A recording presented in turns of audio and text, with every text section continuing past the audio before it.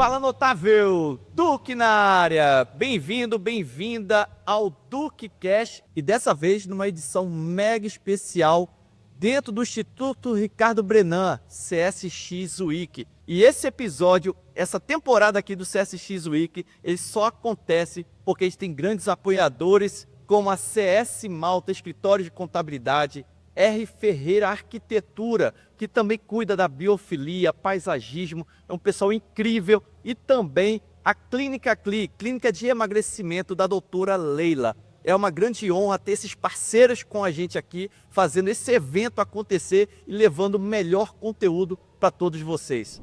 Fala, notável! Bem-vindo então a mais um episódio do Duque Cast, e hoje eu tenho a honra de receber Flávia Camargo, ela que é diretora de experiência em saúde no Hospital Albert Einstein, dentro desse evento aqui incrível que é o CSX Week. Bem-vinda, diretora, bem-vinda, Flávia. Vamos bater esse papo aqui sobre a experiência do cliente. Obrigada, doutor. Obrigada pelo convite.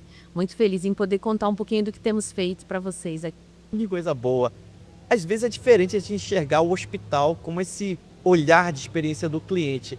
Como é que surgiu esse convite para você estar aqui nesse evento incrível e já começa a falar um pouquinho da sua trajetória também?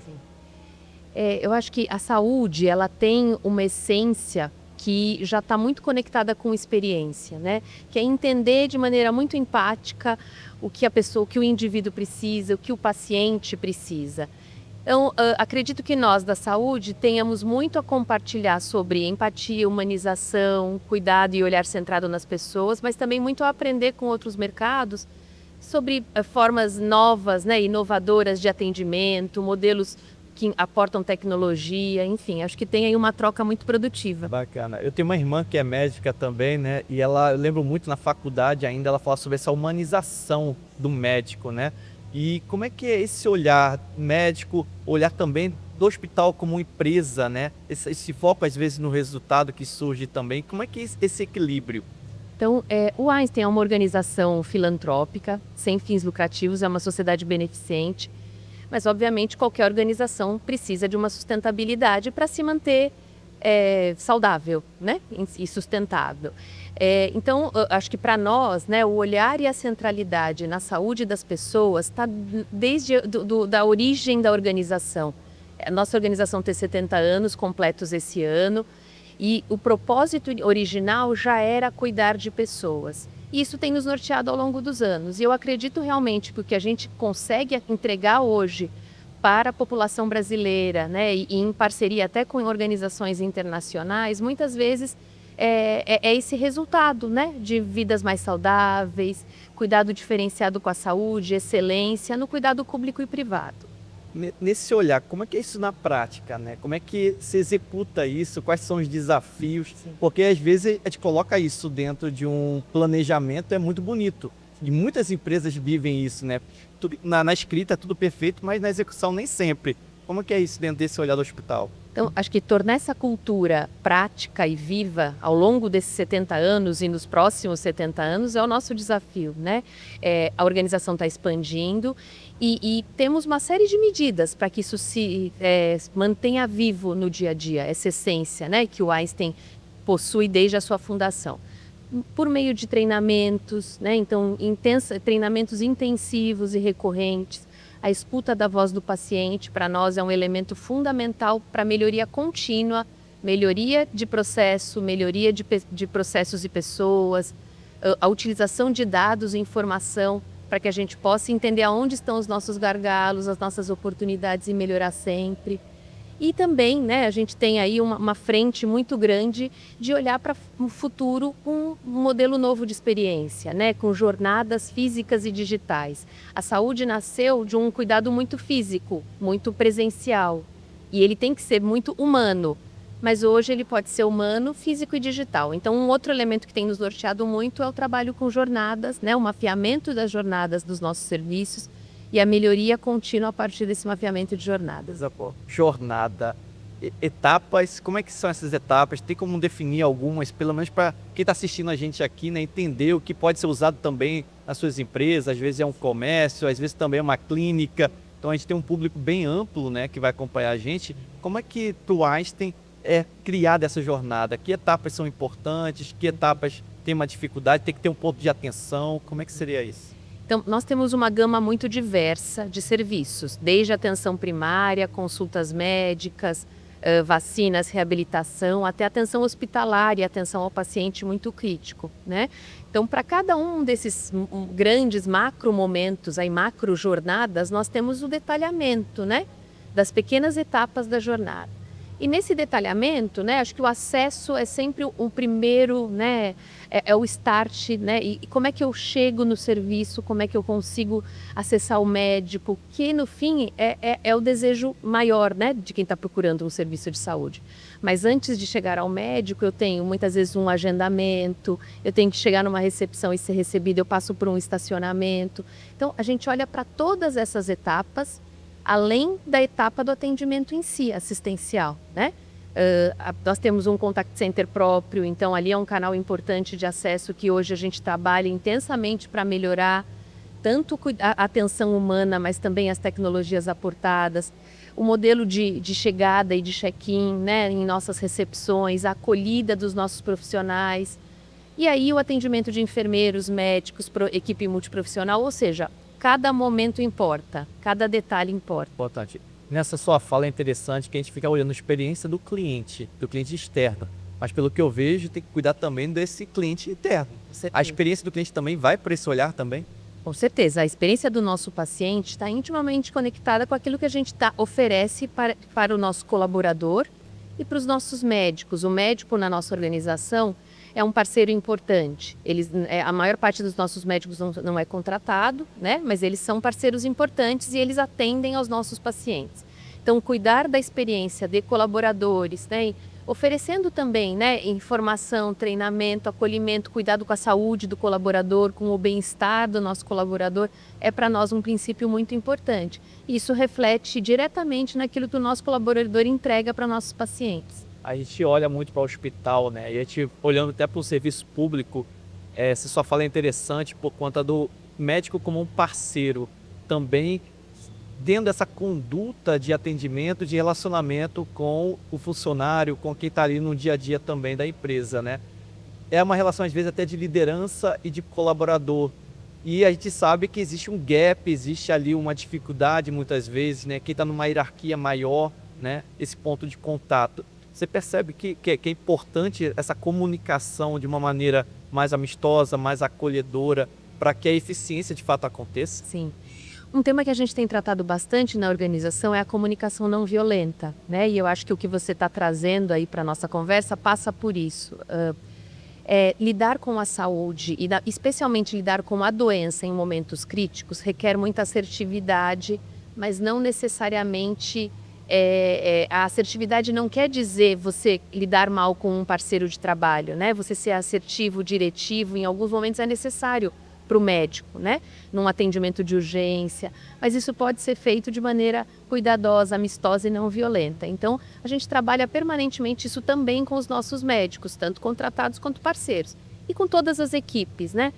Acho que o comportamento das pessoas é um diferencial fundamental para a entrega de uma melhor experiência.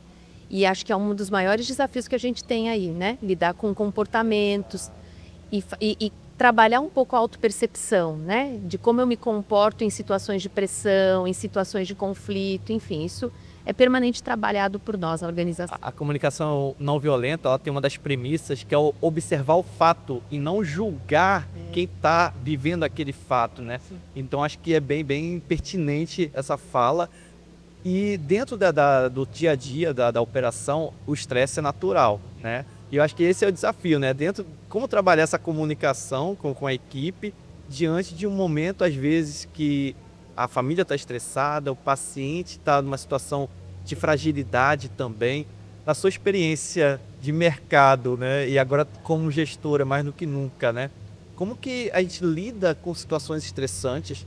Porque é natural quando a gente fala de experiência do cliente, o cliente às vezes não tem a razão, mas ele quer ter razão. Então esse ponto de contato gera ali um momento de conflito, um momento de estresse. Como saber equilibrar essas emoções também diante desse comportamento?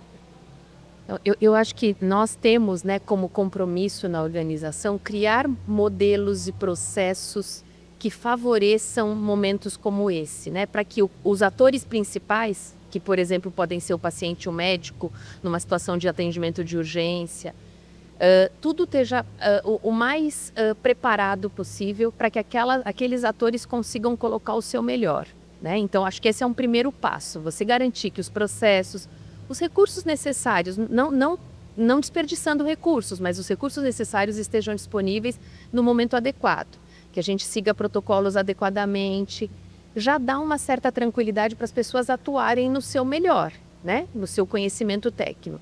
E além disso, né, a gente também, como eu mencionei, trabalha muito o comportamento, né? Nós temos hoje, por exemplo, na organização, já há alguns anos, um centro de simulação realística, em que são feitas vivências práticas para que as pessoas percebam como elas reagem nas situações de estresse. E a gente às vezes não tem essa percepção, né? E o fato de você se ver reagindo faz com que você reflita e passe a mudar o comportamento, não julgar, né? Tentar entender o que aquele paciente está né, buscando, por que ele está estressado, por exemplo, por que ele está fazendo questão de fazer um exame que o médico eventualmente não acha necessário. Como é que eu lido com aquilo? Como é que eu me dedico a explicar o fato de não ser necessário, né? Então, é muito sutil e delicado tudo isso, mas passa por muitas coisas. Ter um ambiente adequado, ter as pessoas bem preparadas, né, e ter ali o tempo eventualmente necessário. Eu vou dar um exemplo até prático aqui do que a gente fez no pronto atendimento. As pessoas procuram o pronto atendimento, muitas vezes numa situação de urgência e emergência, com ansiedades que a gente não consegue necessariamente perceber durante uma consulta que é rápida. A consulta de pronto atendimento é rápida e para o médico é uma foto de um indivíduo que tem um filme, uma vida, né?